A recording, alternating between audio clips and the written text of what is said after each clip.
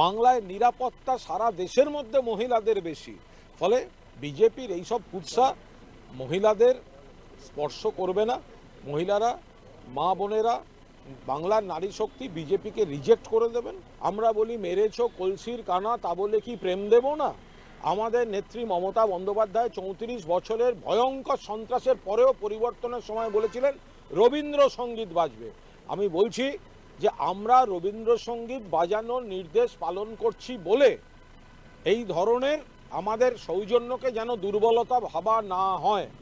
রবীন্দ্রসঙ্গীত বাজানোর নীতিতে তৃণমূল চলছে, সেই জন্য যেন এই ধরনের বড় বড় কথা চালিয়ে খেলবো, অমুক খেলবো, কে চালিয়ে খেলবে? আপনাদের আগুন পাখিরা তো নিজের পাড়ায় নিজের ভোট জিততে পারে না, নিজেদের বুথে হারেন মশাই। কাদের সঙ্গে কথা বলবো? এদের সঙ্গে? এদের ছাত্রজীব যারা নিজেদের পাড়ায় হারে, বুথে হারে, ওয়ার্ডে হারে, কেন্দ্রে হারে, দাঁড়ালে হারে, জামানত জব্দ হয়ে যায়, চালিয়ে খেলবো। বাংলায় নারী শক্তির প্রতীক হচ্ছেন মমতা বন্দ্যোপাধ্যায়।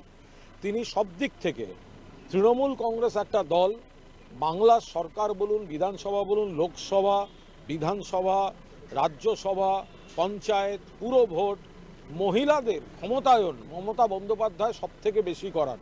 রবীন্দ্রসঙ্গীত মমতাদি বাজাতে বলেন বলে এরা মাঠে থেকে দুটো বিবৃতি দিতে পারে।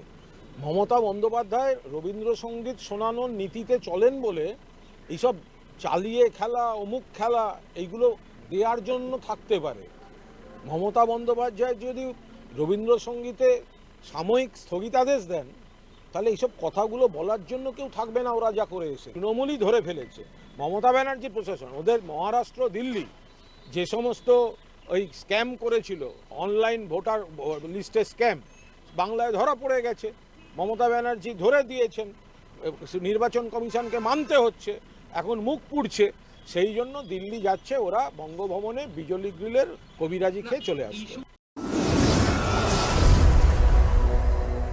আপনারা দেখছেন বর্তমান সময়.com।